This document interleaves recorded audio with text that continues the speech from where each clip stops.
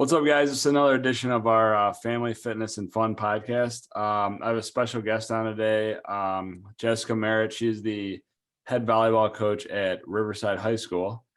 This is her first year coaching. She is also the all-time leader in digs at IUP. Did I get that correct, Jess? I would wish it was correct. I'm actually second, but we can go with first. I'm good with that. Shoot. I know I just pissed you off right now. Yeah, my blood's boiling a little bit, but no, we're good. We'll go with first. I'm good with that. All right, we're going with first. That's cool. I think it was like the Barry Bonds thing where that other person had some kind of cheating scandal, so we're just gonna put you ahead of that. There's an asterisk next to it. I'm not gonna lie, I did look into it. So I know the girl that holds first place, and I was like, you were like inside out scoring, right? Like I looked into but no, it's legit. It's legit. That doesn't surprise me one bit. And breaking news, guys, that's it. Jess Marut has just overtaken the first spot as all-time leader in digs. Okay. So that's breaking news on the podcast. All right. Anyway, what's cool is like this podcast is kind of like, it's kind of just meant for like a community thing around Lake County, getting to know business owners and, some of the members at our gym and stuff. Just like hearing their stories and stuff is kind of cool. So what's cool is I wanted to get you on just because it's your first year as a head volleyball coach at a local high school is pretty cool. And then you also had a cool journey going through college and, kind of playing at a high level. And then also, I feel like we talked almost like every day when I was training you for 8-9 years. And then, once you were done playing, we didn't get to really, we don't get to connect a whole lot. So it's kind of cool. Yeah, no, definitely. A lot of stuff has happened in the past couple of years. So yeah. So we'll get to that in a little bit. But so the first thing I wanted to you just kind of like introduce yourself, where you went to high school, where you went to college. So yeah, go ahead. Yep. So like Alex said, my name is Jess Marut. I did go to Riverside High School. So I went to Riverside. I graduated in 2015. And then I went off to play college I call it IUP, but some people know that it's called Indiana University of Pennsylvania. So it's in PA in the city of Indiana. And I played there for 4 years. And then once I graduated, I went into sales for a couple of years, which no longer doing. It was a great job though. I did enjoy it. Got the itch to get back into coaching. So once I started that, I decided to go back to school for teaching. So currently wrapping that up, I am student teaching at Riverside as well as coaching at Riverside. So that's kind of where I'm at right now. Awesome. That's super cool. And one funny thing is that Jess went to IUP and I was training her. I'd never heard of that school. It's from Indiana, Pennsylvania. And then turns out my father-in-law now actually lives in Indiana, Pennsylvania. It's the most random coincidence of all time, actually. And it's not like, it wouldn't be easy to find that city. It's not very big. So very coincidental. Yeah. And then what's your dad always tells me, what was it like? John Stewart or something was from there or something. Yeah, if you hit the crosswalk, it's John Stewart. Like he's like the famous person that's from Indiana, PA. Jimmy Stewart, right? Or Jimmy Stewart, yeah. I think cool. the movie was "It's a Wonderful Life" or something. Yeah, that's right. You got it. Yeah. Okay, that's right. Yeah. So real quick, so you started playing in high school. And I don't know, I started training you around then, which is kind of funny because you were actually playing when I met you and I started training you and stuff like that. And now you're the head coach. So it's kind of funny. But you played in college. I want to kind of know, and I kind of remember going through this with you, but what was your like recruiting process like? Was that like super cool? I think it's cool like to have people like interested in you like playing and stuff like that. So what was that like? Because as a minor league intramural player, I never had that opportunity. So yeah, so it was definitely a process. I started the recruiting process when I was a sophomore in high school. So in 10th grade, I was thinking about it earlier today when you sent me the questions. I don't know when I decided I definitely wanted to play in college, but it was obviously at a young age. And just with playing JO volleyball, travel volleyball, they said you start young, like start your sophomore year if you're serious about playing. So I don't think that that's necessarily like the most common thing. I think a lot of the times girls or, guys going through that process start their junior year. But I did start my sophomore year And the difference between the recruiting process with volleyball is you play travel and you play high school. Travel volleyball is really where you get the recruiting, where you get the looks. High school volleyball, it's competitive, but travel volleyball, you have on a national team the best of the best playing. So it's easy for a college, recruiter to come and sit on that court and watch multiple players. So I did not like the recruiting process. I think some people do like, people coming and watching them play and just getting to talk to the college coaches. I found it, I don't want to say stressful wasn't the right word, but I am a planner and an overthinker. So every time I was like, okay, I'm going to have to go to this school for the next 4 years, or I'm going to do this or that. So I did sit down though with playing JO. They had Glenn Conley was my 16s coach, and he was like the big, person to talk to about it. So he was very helpful with the process. But I think like some advice with recruiting, it's, you don't know what you want to do. Like I didn't know if I wanted to go to a big school and play Division 1, or if I wanted to go to a small school, play Division 3 or 2. So I definitely would recommend trying all options. Like I visited West Virginia. I visited Juniata, which is a Division 3 school. Visited a couple Division 2 schools, and then ended up at IUP, which is Division 2. So definitely go on as many visits as you can. Talk to as many people as you can for advice. And I do recommend starting it early, because it's crazy how quick, it fills up. Yeah. I always thought that like with the recruiting, like you have to almost play travel, because these scouts are going to come to this place in like Columbus, Ohio, where there's like 75 teams playing, and there's each team's got like 5 or 6 girls they want to look at or whatever, as opposed to like, high school where there might be 1 or 2 girls actually playing, Is that kind of the case? Multiple games going on where they're not going to drive 3 hours or whatever the distance is to come watch one game. Riverside play Lakeside or something in soccer, you know what I mean? They're not going to. Probably not. Yeah. Not worth the drive. No, that's cool. And another thing I wanted to ask you, Jess, was, so, you see like in football and stuff, and well, really any sport where like kids will get an offer from like maybe like a bigger school or a better school, like as far as their athletics. And then they'll choose something, maybe even a D2 school like you did, or maybe a school in the MAC or something. Is there a reason why maybe you go that route instead of going to the bigger school that, the bigger, better program? Yeah, I think there's a couple different answers for this, and everybody has probably their own reason. But I would say, when I was going on the visits, I went on a couple visits to West Virginia, and that was like one of the bigger schools that I was really, really getting looks from. Part of the reason was my dad was very into it. I mean, we went to the football game. They gave us tickets to the football game. My dad's like, no, we have to go. Like, so keep going on these visits. I would say, initially going on the visits, it was a lot of like, you're going to be traveling to Texas, so you're not going to be in your classes. You're going to have to watch your classes through video. You will never see High Street, which is the main street at West Virginia. You'll never do this. You'll live here. And it was very like, you're going to college, but yet you have to do this, and this. Which I wanted the experience of going to college, playing volleyball, and being a student. Yeah. So I think that's one way to look at it. And then definitely like my main reason I would say was, cool, I'm going to go and say I'm a Division 1 volleyball player, go to West Virginia and maybe get in, my sophomore, junior, senior year.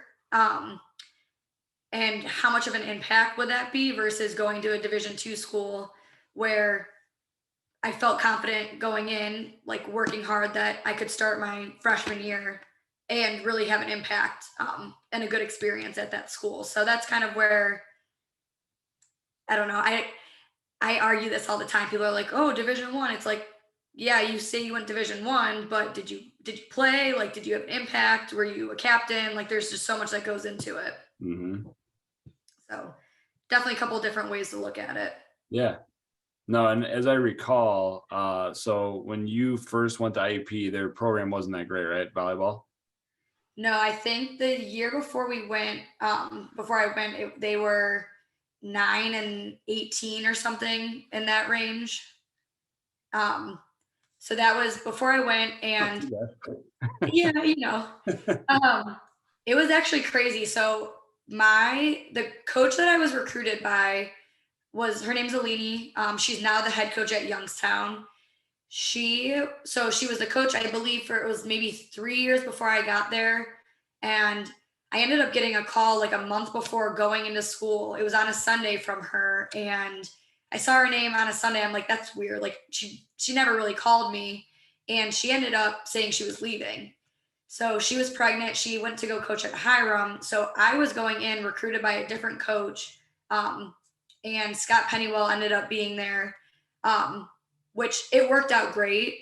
I was a little nervous going in, but it was cool. I mean, he didn't know anything about any of the girls that were in the program, so it was kind of like a clean slate going in as a freshman. Yeah.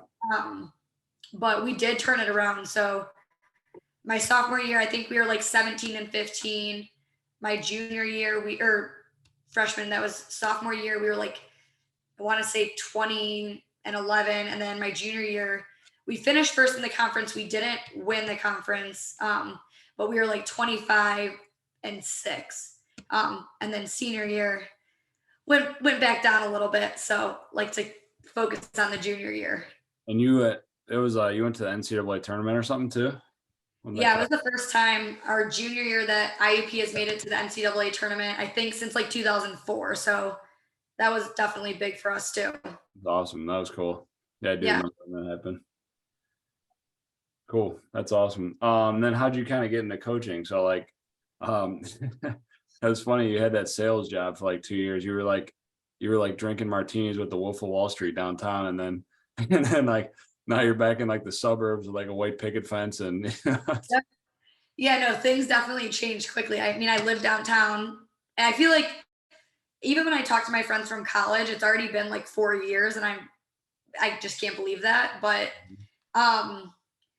so honestly, when I went to school, I didn't know what I wanted to do. I knew I did not want to be in the medical field. I did not like science, but I'm like, okay, like business is probably up my alley. My parents always said, be a teacher. And I was probably stubborn because they told me to be a teacher. I then didn't want to be a teacher. But my senior year, I ended up interviewing with Insight Global, and I really liked the environment. I took the job, was very stress-free. So my spring semester of college senior year was very fun and relaxing. But I guess, so like when I got into the job, I just like fully immersed myself in it. So I kind of forgot about volleyball, and my senior year of college, volleyball wasn't the best. So I kind of needed that break from it. Yeah. It was, I wasn't around volleyball. I really didn't even play volleyball, nothing. Then Liz Sellers, actually, who I don't know if she ever comes up anymore, but was, used to be part of the gym. So she ended up coaching at VASJ, and she works at University Hospital. So her hours and my hours kind of matched up. So she's like, hey, do you want to coach? I got back into it, and my job, it was during COVID too. So we were over Zoom for my job. So I would like Zoom on my phone while driving to practice. And it ended up just kind of, they were like, yeah, you can't do both. But I got the itch to be back into coaching. So just, I think that gap of not having volleyball and then getting back into it, I'm like, I don't know how I was not around volleyball. So then I was like, okay, I'm switching careers and wanting to coach. So that's, I guess, a long, short version of how I got back into coaching. Yeah, it sounds like you like that. You needed probably a little bit of a break, maybe after your college career, because I mean, it was still like a job. I mean, you were practicing and playing a lot, and that too in college, Yeah, and I think just like even the break from, I don't want to say competition, because even with my job, it was very competitive. Like those game day feelings, I don't know, somehow I would still have those in a corporate job, but I did. It was weird. I like thought I was never going to have that feeling again. Yeah.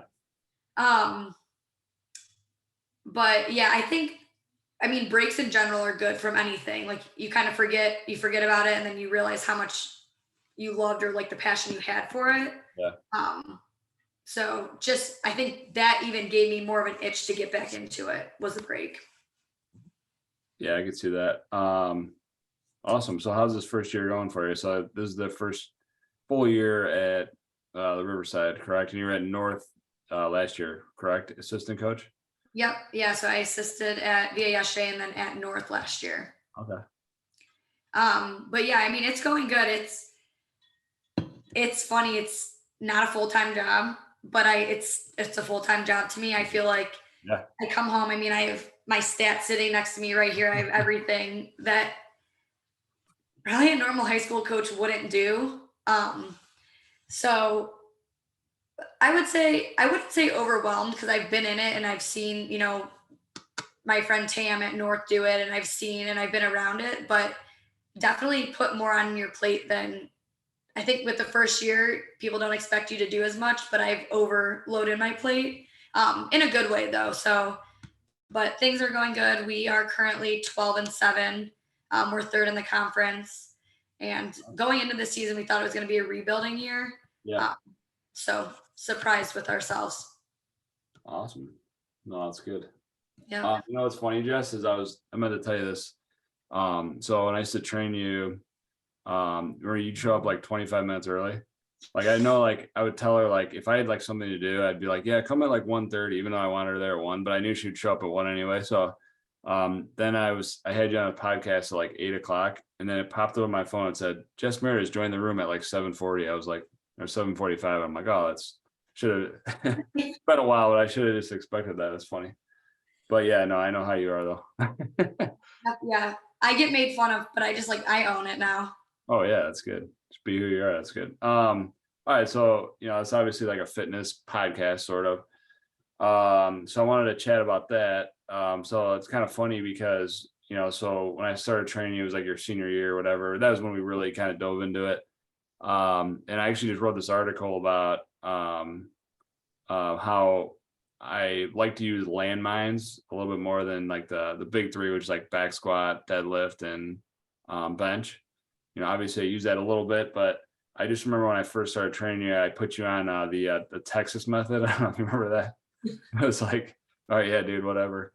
And all it was I think we just deadlifted, back squatted, and bench press. Maybe was that it? Yeah, I mean, and I feel like we cleaned a lot too, but yeah, there was definitely a lot of squatting, a lot of deadlifts. It was like 5 sets of 5 on like Monday, and then like I don't even know what we did the rest of the week. And then I remember on Friday, then we'd like max out or something. It was so dumb. But I remember you actually, I think you deadlifted, like you went from like 150 to like 225 or something like that. Yeah, no, it was a crazy jump. Yeah. And so like how do you feel like the strength conditioning, you think that like really helped you like performance wise, like when you were during your playing days, stuff like that? Yeah, so it's like a topic I talk about all the time. And even it's funny. So you look at high school kids now, and I think that this is like, people agree or might disagree, but you look at high school kids now, and even like you're saying, what we were doing then versus what kids are doing now. Yeah. It's like, it wasn't that long ago, but I mean, I went into college and I was the only one that has lifted before. And that was a Division II volleyball program. Right. I went in there my freshman year, and my coach was like I was teaching girls how to snatch or teaching, like it was, whereas now I think it's a lot more like readily available. Like I think kids are doing it all the time, because it is essential. Like I don't know, I would say that you might not have the best softball player or the best volleyball player, best football player, but if they're in that weight room, that's going to make them better at something. Like they might not be the most skilled player when it comes to a sport, but being in the weight room definitely helps. But just like the time that I had with you, I was definitely a lot farther along than anyone I was playing with when it came to like strength and conditioning or speed. So definitely helped a lot. Yeah. So I always looked at it like this too. Like, I always want kids to know, like, it's more of like a supplemental piece, You know what I mean? So like some kids get like fall in love with it and they're doing it way too much and it kind of hinders on like their sport. You know what I mean? Mhm. So I always look at it like, I mean, obviously I think your senior year, we probably overdid it a little bit, but you were coming in like 5 days a week, Yeah. but you weren't playing a sport either, which is a little different.